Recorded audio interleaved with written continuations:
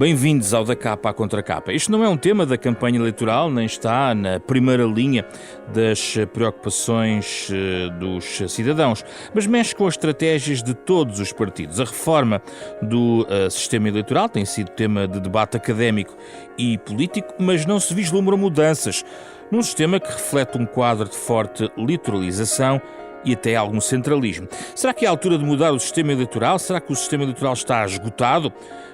O que é que nos ensinam experiências, como por exemplo o sistema eleitoral dos Açores? São alguns dos tópicos para uma conversa que mantemos na edição desta semana do Da Capa à Contra Capa com Nuno Sampaio, professor do Instituto de Estudos Políticos da Universidade Católica, e Mariana Lopes da Fonseca, professora de Política Económica da Universidade de St. Gallen, na Suíça, nesta conversa neste Da Capa à Contra Capa.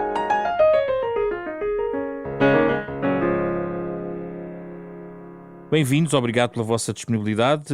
Mariana junta-se a nós por via remota. Começo por si, Nuno Sampaio, que de resto escreveu um livro, O Sistema Eleitoral Português, crónica de uma reforma adiada. Eu vou direto ao assunto, Nuno Sampaio. Há um problema de representatividade no nosso sistema, tal como ele existe neste momento? Bom dia, muito obrigado pelo convite e cumprimento também a Mariana e sobretudo pela oportunidade para conversarmos sobre este tema.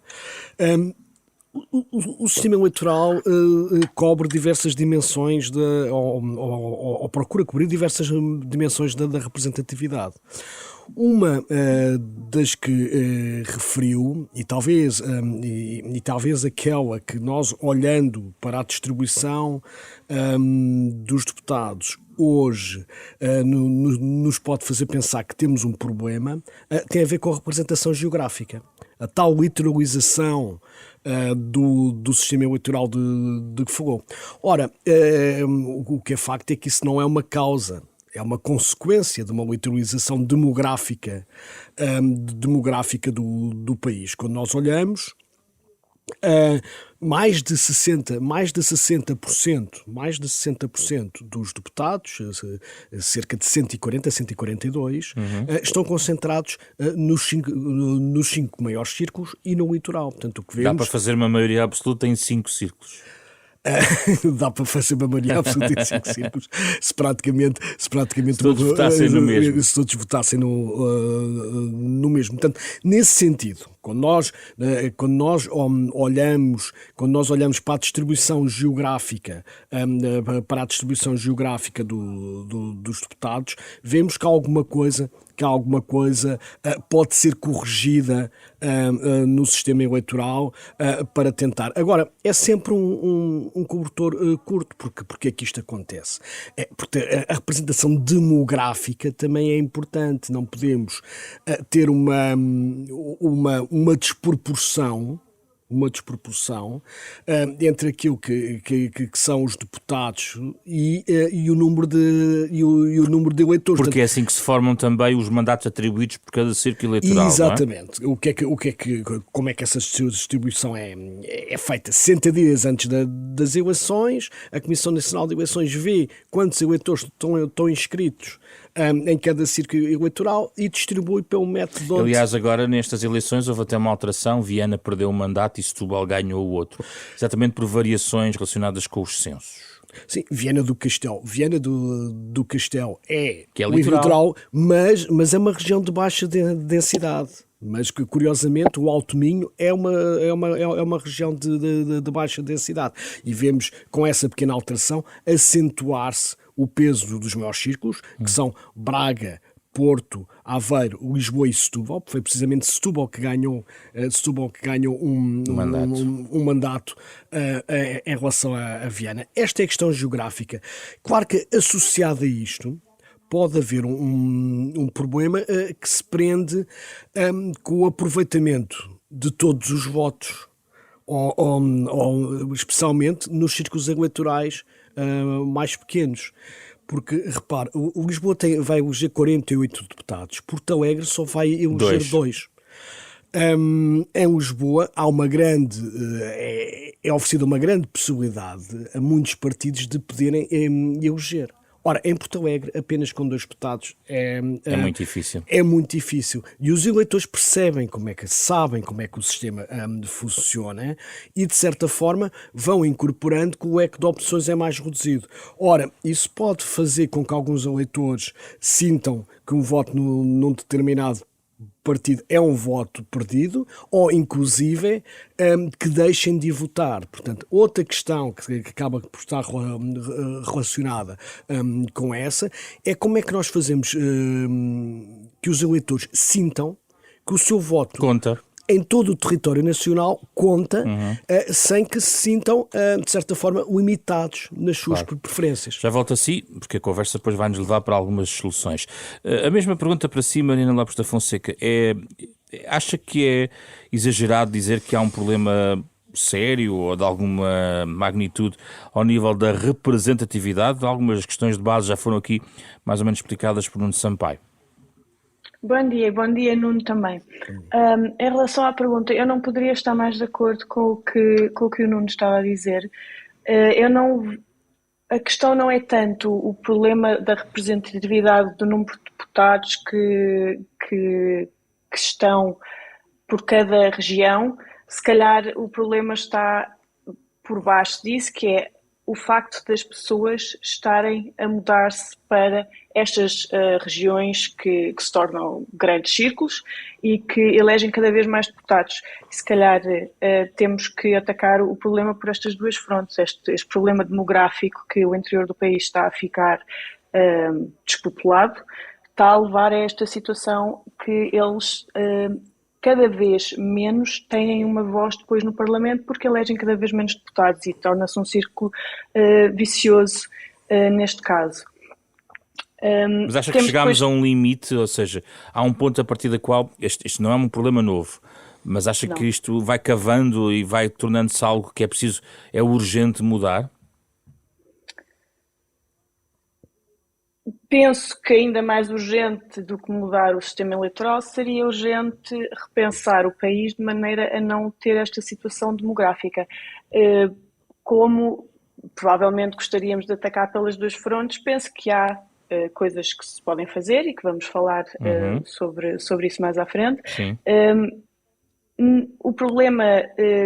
Eu penso que o problema é cada vez também mais visível, não só porque os círculos pequenos ficam cada vez mais pequenos, mas também porque existem cada vez mais partidos pequenos e, obviamente, é do seu interesse que a situação mude, que é para também conseguirem eles próprios eleger mais deputados. Só uma pergunta, Mariana, não está em causa uma questão ainda mais de base, como o método DONT e outros métodos estatísticos para a distribuição de mandatos? Isso aí não é de mudar de todo?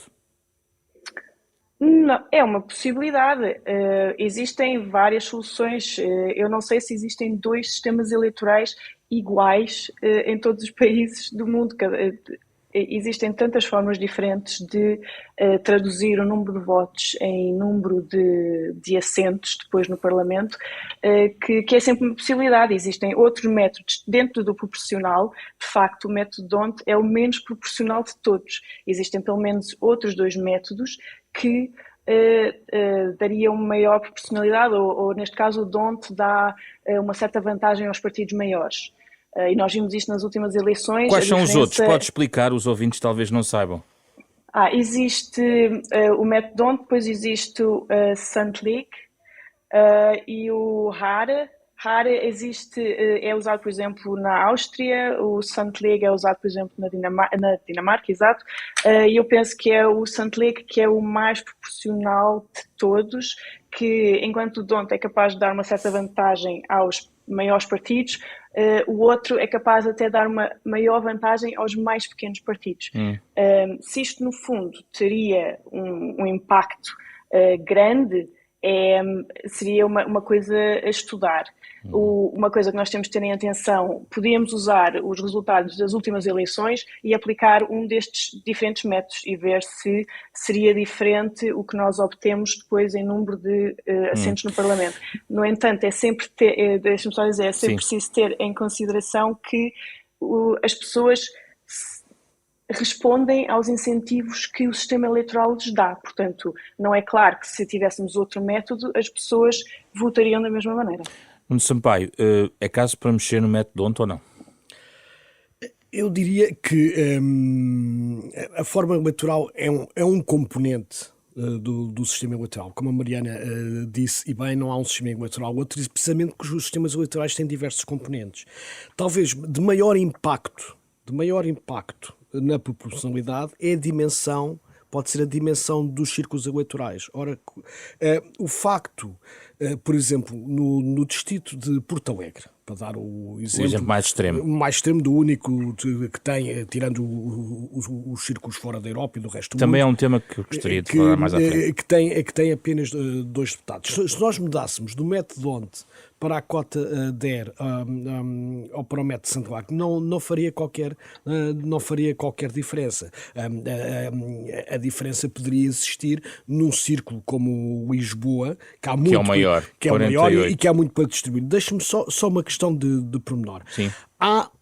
Nós temos uma limitação constitucional, claro que a Constituição pode ser alterada, mas não só a representação proporcional está constitucionalizada, como o próprio método D'Hondt está constitucionalizado. Mas para a distribuição de mandatos. Mas há uma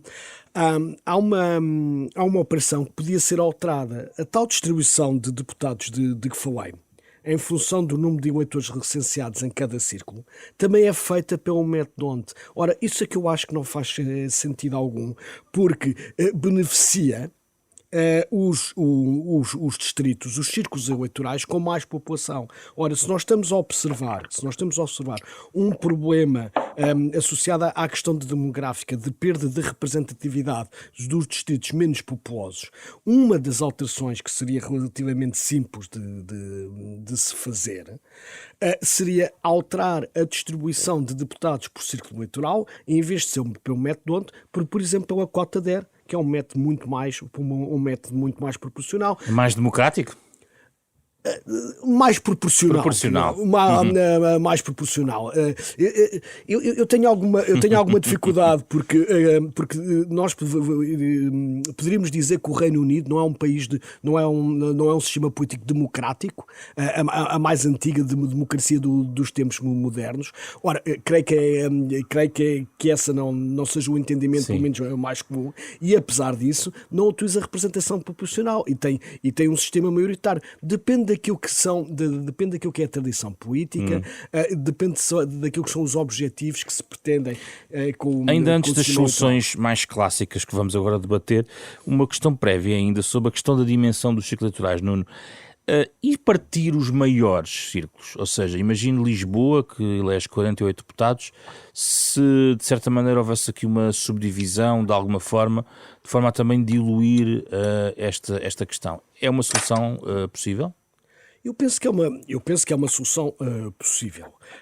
Há sempre uma dificuldade. É como é que os partidos vão se pôr de acordo para mexer nos limites dos círculos eleitorais. Isso é até há uma... Mas isso é a questão de base, não é? Porque há sempre o risco, até uma expressão americana, que é o risco de gerrymandering. Os partidos têm sempre receio que algum partido possa, de certa forma, manipular esse desenho dos sistemas eleitorais a seu próprio proveito político. Dito isto, e em termos teóricos, penso que isso poderia fazer sentido, porque realmente quando nós olhamos e vemos um círculo como Lisboa 48, Porto 40 deputados, e depois vemos círculos com 3, com 5 deputados, há uma grande discrepância. Portanto, poderia, na legislatura passada, houve um partido político que não chegou a apresentar uma proposta legislativa, mas apresentou publicamente uma proposta que ia exatamente nesse sentido. Dividir os 5 maiores círculos em círculos mais pequenos, de forma a que nenhum círculo eleitoral tivesse menos de 3 deputados, nem mais do que 9. Esta proposta era interessante porque, para além de dividir os maiores círculos, fazia com que, por exemplo, Porto Alegre não pudesse ter menos de 3 deputados. Dava um deputado de bónus a Porto Alegre para compensar. Portanto, isso poderia ser. Agora, qual era o problema? O que é que os partidos mais pequenos e o que é que nós podíamos advogar contra esta proposta se não tivesse aqui outro instrumento? É que, ao reduzirmos Lisboa de 48 e em dividir em vários círculos, estamos a reduzir a proporcionalidade. Se tivermos, por exemplo, 4 ou 5 círculos com 9 deputados, é menos proporcional do que ter um círculo só com 48. Temos que arranjar outro instrumento para compensar isso. E aí, já vamos às outras soluções. Só uma nota, em tudo isto é preciso 2/3 dos deputados para mudar. Em tudo isto é preciso 2/3, porquê? Não porque toda a lei eleitoral precise de 2/3. Por exemplo, o voto antecipado faz parte da lei eleitoral e pode ser alterado, essas regras podem ser alteradas em 2/3. O que é que a Constituição diz que precisa de 2/3? São precisamente estes pontos que são o coração do sistema eleitoral. São os mais constitucionais. O número de deputados, o número de círculos, o número de círculos eleitorais. Já não é preciso alterar a Constituição. Já não é preciso alterar a Constituição para fazer determinadas alterações, por exemplo, introduzir círculos uninominais, ou pelo menos um círculo nacional. Não é preciso mexer na Constituição. Não é preciso, mas é preciso mas para a lei ser alterada, é uma lei que exige uma maioria qualificada de 2/3. Portanto, não exige a alteração da Constituição, mas exige uma lei de valor reforçado, chamado de valor reforçado, não é? Que acaba por ter um consenso quase constitucional. Mariana, vamos então agora às soluções, e há aqui várias.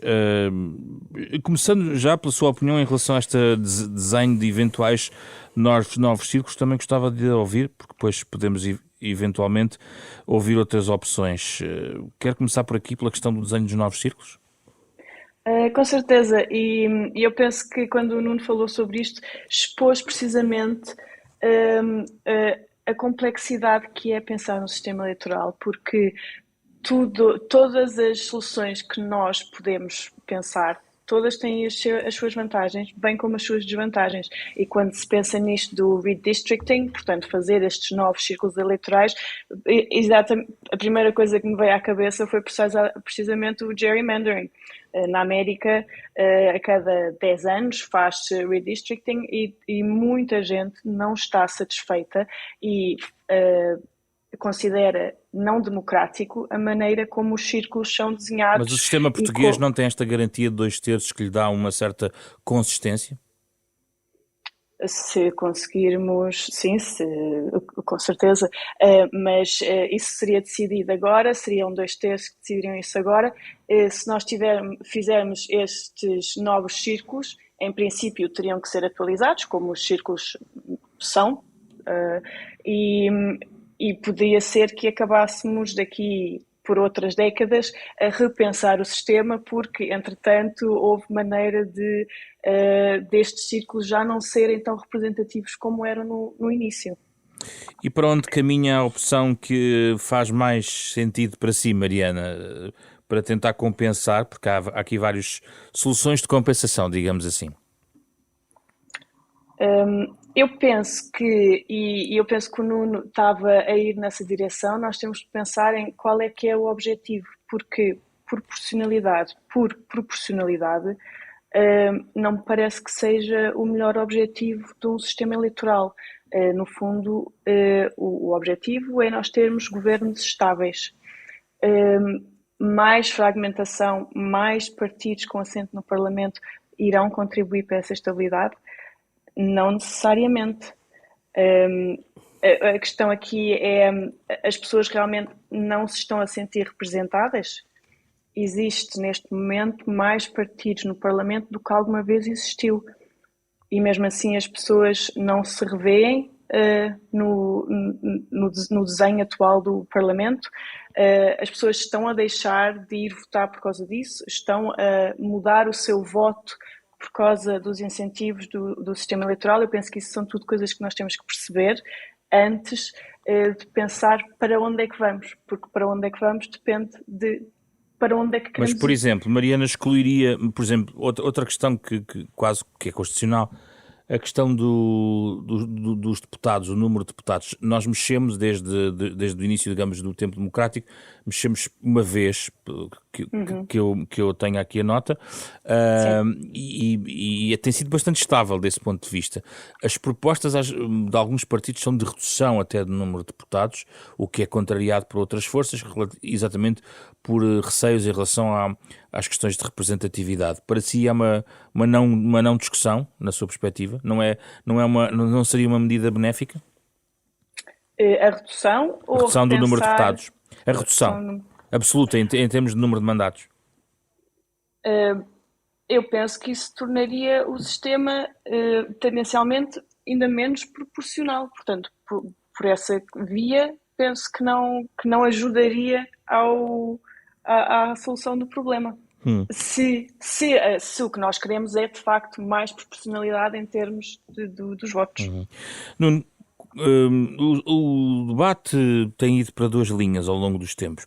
Houve uma altura em que se falou muito dos círculos uninominais, talvez possamos também explicar um pouco, mas também ultimamente tem ganho a ideia do círculo de compensação, e que aliás poderíamos eventualmente aqui buscar o exemplo açoriano, talvez para explicar.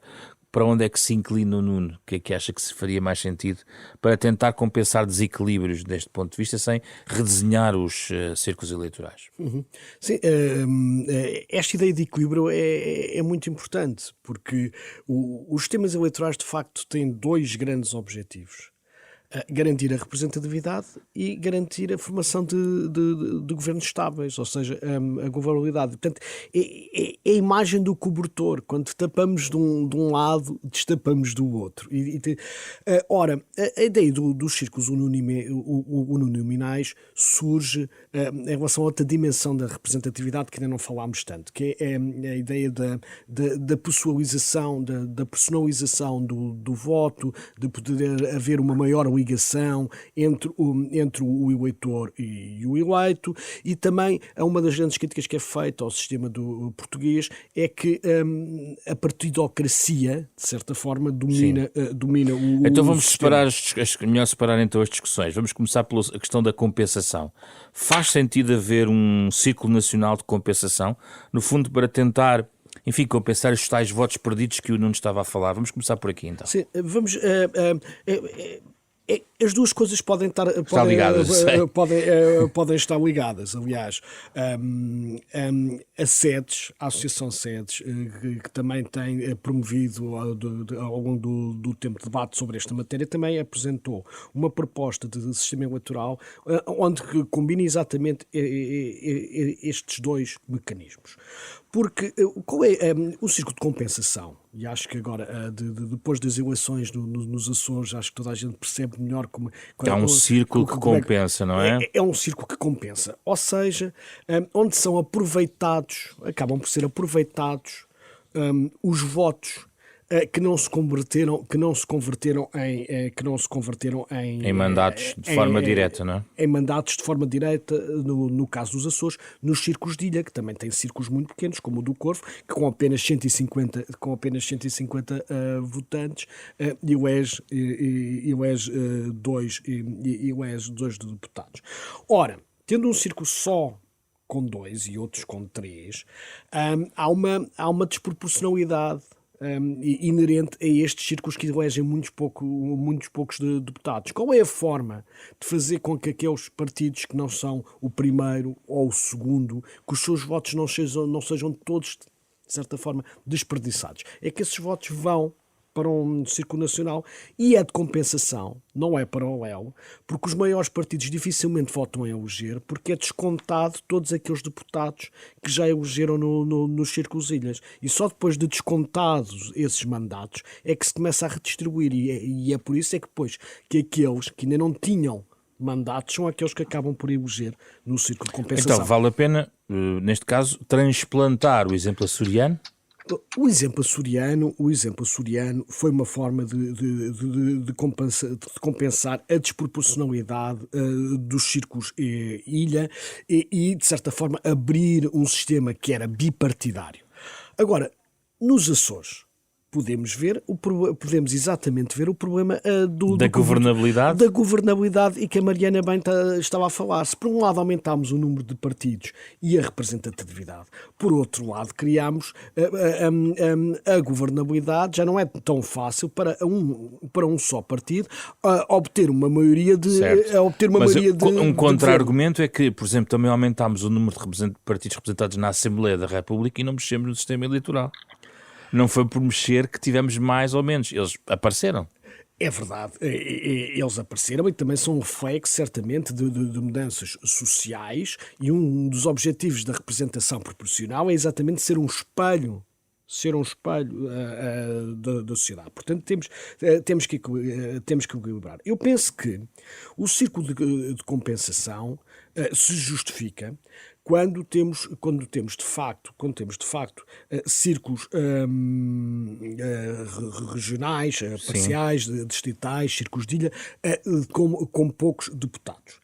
E pode-se justificar, por exemplo, combinando aquela solução que estávamos a falar há pouco, de dividir os círculos maiores, porque onde é que os partidos novos, digamos assim, começam por eleger? No Círculo de Lisboa, que tem 48, ou no do Porto, tem 40. Ora, se nós dividimos esses círculos em círculos de apenas 9, esses partidos que deixam de eleger. Qual é a forma de convencer esses partidos? Qual é a forma de compensação? É criar um círculo nacional, de compensação que funcionaria neste caso, que funcionaria como o dos Açores. Mas repare que o dos Açores só distribui 5 deputados.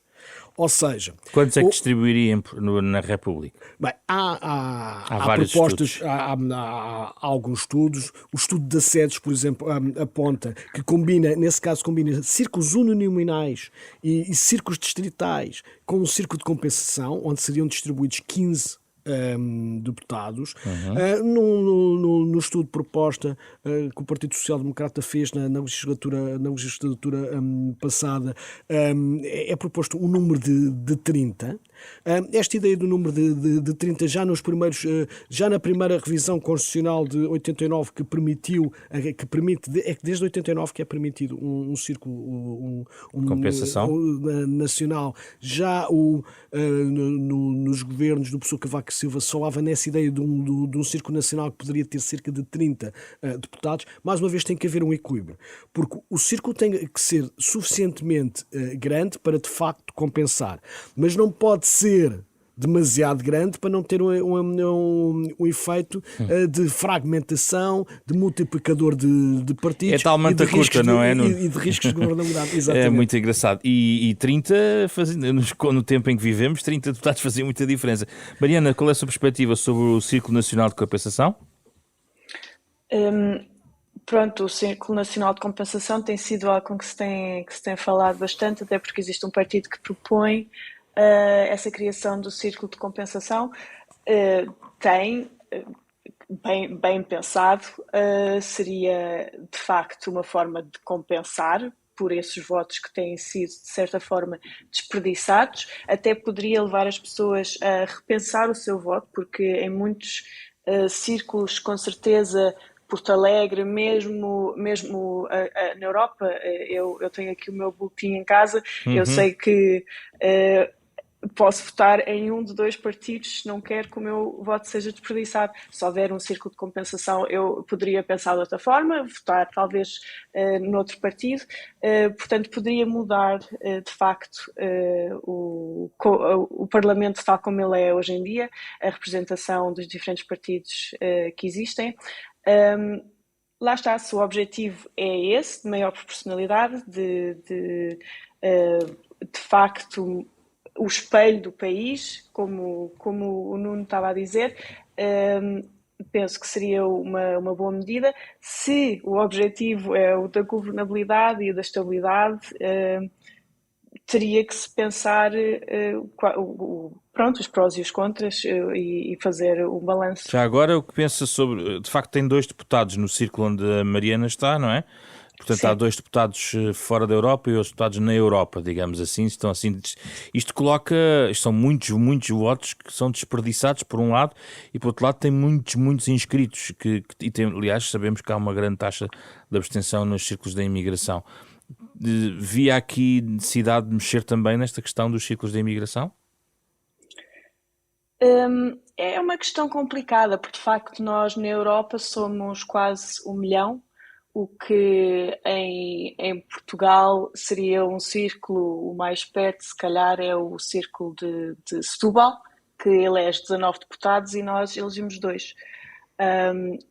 Por outro lado, a abstenção, falemos antes das pessoas que foram votar, Sim. em vez da abstenção, que foram votar nas últimas legislativas no círculo da Europa foram 10% ou 11%. Portanto, também é de facto, por um lado, existe menos interesse, principalmente se foram pessoas que já emigraram há muito tempo, se calhar pessoas que já nasceram fora, não têm o mesmo interesse que pessoas que saíram de Portugal nos últimos anos e continuam com uma certa ligação e continuam a querer votar e a querer, têm alguma coisa a dizer sobre o país. Eu penso que se formos repensar o sistema eleitoral, teríamos que repensar todas as suas componentes, incluindo os círculos da Europa e fora da Europa, nesse caso. Qual é a sua perspectiva sobre a questão da imigração?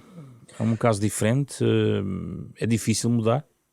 Não, nós tivemos, houve uma alteração muito grande com o facto com a alteração de, a partir do momento que se tem o cartão de cidadão, as pessoas estão automaticamente recenseadas, o que até há alguns anos não acontecia. Portanto, nós tivemos um crescimento de cerca de 300 mil eleitores recenseados fora de Portugal para mais de 1 milhão e para mais de... Não há uma diferença entre as presidenciais e as legislativas também? Não, já não há. Já houve em tempos. Não, há outra diferença. De facto, todos agora podem votar. Há uma diferença que é na forma de voto. É que nas legislativas pode haver voto por correspondência e nas presidenciais não há voto por correspondência. A Mariana pode mandar o seu voto, exatamente. mas tem que, se for nas presidenciais, tem que ir votar ao consulado, por exemplo. Exatamente. E isso é uma diferença, porque muitas vezes, quer dizer, implica deslocações. O círculo de compensação poderia, de certa forma, fazer com que as pessoas nestes círculos que elegem apenas 2 deputados, aqui elegem 2 deputados. Tentar arranjar os votos perdidos. Os votos perdidos. Claro que as associações de imigrantes e o Conselho para as Comunidades já têm propostas para aumentar o número de deputados, tendo havido este crescimento. De facto, depois há uma grande diferença entre o número de eleitores, e o número de recenseados. Isso teria que se fazer outras compensações, mas só para dar um exemplo. O Círculo de Lisboa, que não chega a 2 milhões de eleitores, tem pouco mais de 1 milhão e 900 mil, e elege 48 deputados. O Círculo da Europa, quase 1 milhão, elege 2. Portanto, a diferença é essa. Só antes de fechar irmos aos círculos uninominais, Nuno, existe uma simulação da aplicação de um círculo de compensação, mudaria muito os resultados se olharmos para os exemplos do passado, digamos assim? Existe essa simulação feita? Existem simulações feitas em que os resultados não mudariam muito. Lá está, depende da combinação entre se nós não, é que nós temos sempre que mexer para conseguir em vários componentes. Se nós simplesmente criarmos um círculo de compensação sem mexer em mais nada do sistema eleitoral, tornamos o sistema mais proporcional e os resultados mudam no sentido de uma maior fragmentação. Se nós fizermos 2 coisas, que é mexer nos maiores círculos, reduzir o tamanho dos maiores círculos e criar um círculo nacional de compensação, precisamente para compensar a redução desses maiores círculos, estamos a equilibrar e as simulações que existem é que podemos chegar a resultados muito próximos. Diana, vamos aos círculos uninominais, este que também foi durante muito tempo um tema em debate, tendo em conta a necessidade também de uma escolha mais direta também dos cidadãos deste ponto de vista, e também tem a ver com a maneira como os partidos foram compondo também as suas listas, uma espécie de partidocracia que fechava um pouco as listas de candidatos, e aqui muitos defenderam outros modelos. Há modelos que alguns defendem possam ser importados. O mais falado tem sido um sistema alemão. Eu gostava que a Mariana me tentasse explicar qual é a sua opinião e também que diferença faria na realidade atual.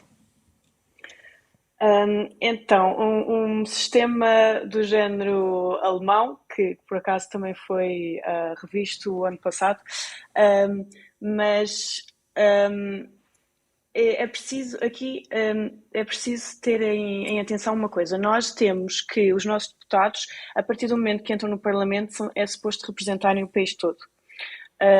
A questão dos círculos uninominais seria cada círculo escolhe o seu deputado que é suposto representá-lo. Portanto, existiria uma pessoalização dos votos que nunca existiu em Portugal. O alemão, como funciona hoje em dia, é de facto, tem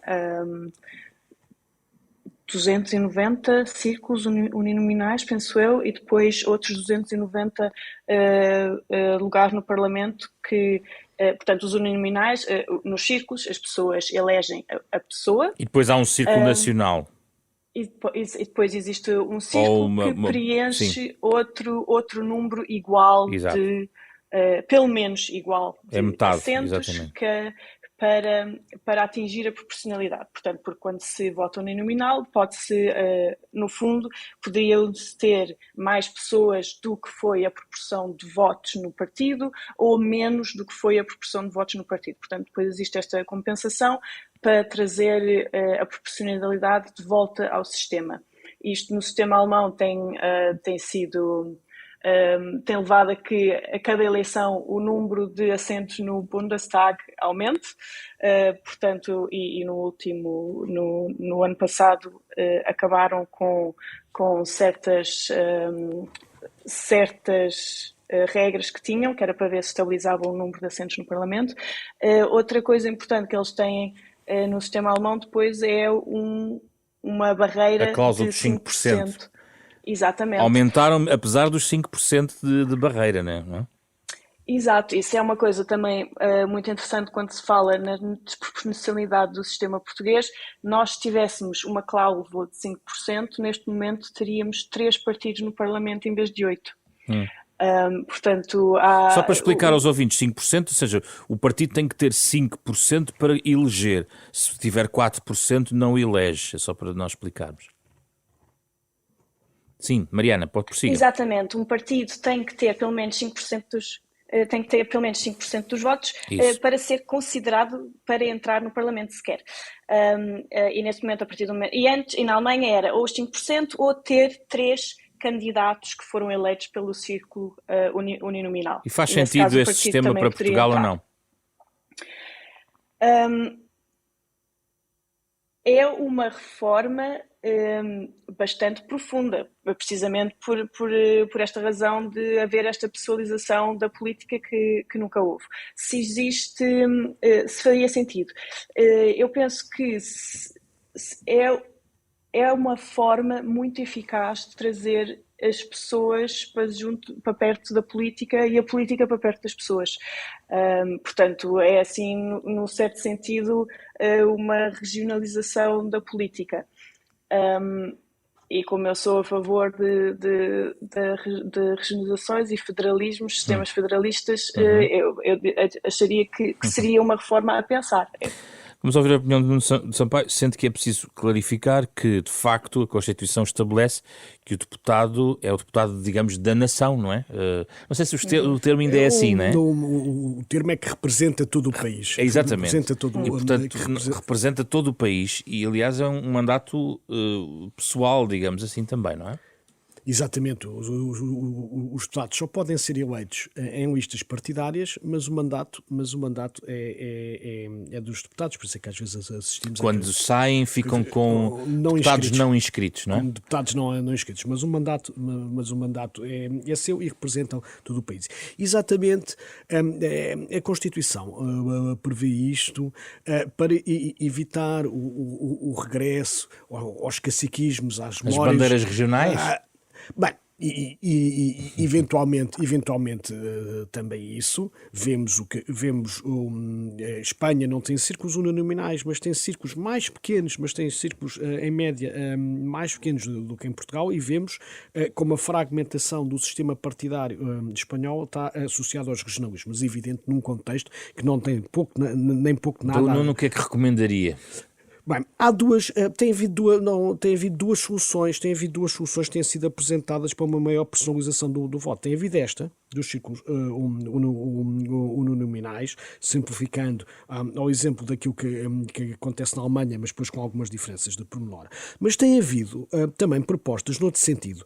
Há outra forma de personalizar o voto, que aliás é mais utilizada na Europa e nos sistemas de representação proporcional, que é, também simplificando, o chamado voto preferencial, ou seja, é manter sistemas de representação proporcional de lista, em que as pessoas, para além de votarem no partido, também podem votar no seu candidato preferido. Ou, por exemplo, como acontece na Finlândia, que aquilo que as pessoas indicam no boletim de voto é o número do deputado em quem querem votar, e o voto é simultaneamente creditado àquele deputado e ao partido a que pertence. Se eu tivesse que dizer também, para além da questão do desequilíbrio geográfico, uma questão comparando com outros sistemas eleitorais, onde se há algum desequilíbrio, ou bastante desequilíbrio no sistema eleitoral português, é que, de facto, em termos comparativos, o eleitor tem muito pouca escolha de personalizar o seu voto. Há um peso muito grande da escolha dos partidos nos deputados. Mais uma vez, o cobertor é curto, isto não é o voto preferencial não teria só vantagens. Mas o argumenta que o voto preferencial seria mais fácil de aplicar? Eu diria, tendo, por exemplo, em conta questões como o gerrymandering, que já foi aqui falado, porque como é que se desenham os círculos uninominais? Nós temos 308 municípios em Portugal, portanto, a Constituição diz que nós temos que ter entre 180 a 230 deputados, que é o máximo que temos, e temos 308 municípios, portanto, teria que se começar a agrupar municípios, e teria a tal régua, esquadra e calculadora dos partidos, o tal risco de gerrymandering. Os círculos uninominais parece que levantam mais dificuldade de redesenho de círculos. Pois há sempre, claro, pode ser contra-argumentado, mas há sempre, claro, o risco do localismo da política e da tal questão que os deputados devem representar o interesse nacional e não o interesse local. E não um orçamento estar dependente em situações de fragmentação. Se é construído um hospital numa determinada região, pode-se dizer, mas isso é em prol das situações e também já existiu na criatividade do sistema atual. Já existiu, foram cunhados como orçamentos limiares. E isso deixou um lastro de crítica. Não quer dizer que os círculos uninominais, nem o facto dos deputados estarem a defender as suas populações, e que isso não seja também positivo. Mas há sempre este equilíbrio. O voto preferencial poderia manter os mesmos círculos, talvez com a divisão dos círculos maiores, já que falámos, porque é muito difícil em 48 deputados em Lisboa fazer a escolha do seu deputado. Se calhar num círculo de 9 deputados é mais fácil indicar o deputado preferido, e esta combinação poderia ser outro caminho para uma maior personalização do voto, uma maior capacidade de escolha do eleitor, uma maior responsabilização dos eleitos, para além daquilo que são as lógicas e as decisões partidárias. Claro que isto também tem um risco de uma grande fragmentação. Sim. Tem risco de lutas internas e de maior facionamento dos partidos. Portanto, mas a minha questão de base, que é mesmo para terminar, Nuno, é se há uma urgência deste ponto de vista para tomar uma decisão. A minha pergunta de base é esta. Nós estamos a falar de cenários, mas de certa maneira, chegámos a um limite em que temos mesmo que mexer, seja por causa da participação eleitoral que temos, fragmentações, até o caminho de descentralização e regionalização que o país pode cair. Há uma urgência de mexer a este nível, por exemplo, ao nível por exemplo, da questão das listas e da ligação entre eleitos e eleitores?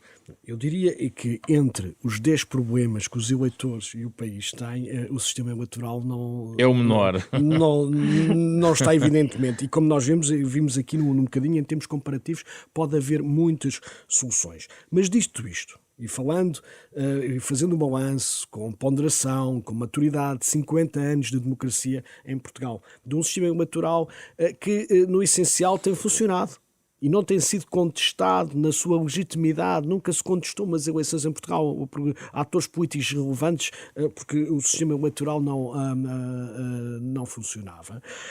Acho que vale a pena ponderar em pequenos, em ajustes incrementais. Não pensar numa grande revolução do sistema eleitoral, que certamente não seria miraculosa, nem poderia acontecer fora daquilo que já existe. Mas vale a pena ponderar algumas pequenas cirurgias. Alguns afinamentos ao sistema eleitoral. Claro que isto também acontece sempre, estamos sempre a olhar para a eleição anterior. Porquê é que agora se fala tanto do círculo de compensação? Uma das razões é porque houve um partido que teve 80 mil votos e não conseguiu eleger nenhum deputado, e houve dois partidos que tiveram 60 e 57 mil conseguiram votos eleger. E conseguiram. Nós sempre que identificamos Conforme um problema ciclo, claro. ou uma disfunção, pensamos o sistema eleitoral em função disso. Mas... E temos que ponderar sempre diversas questões, a governabilidade e a proporcionalidade. Mariana, para fechar, qual é a urgência? Volto ao mesmo ponto. Também deste ponto de vista, acha que é mesmo urgente mexer, ou o sistema ainda permite caminhar de uma forma gradualista com estas pequenas intervenções cirúrgicas no sistema? Eu concordo plenamente com o Nuno. É urgente? Não. É perfeito? Não é perfeito. Tem as suas imperfeições que se podem vir fazer estas cirurgias e arranjar.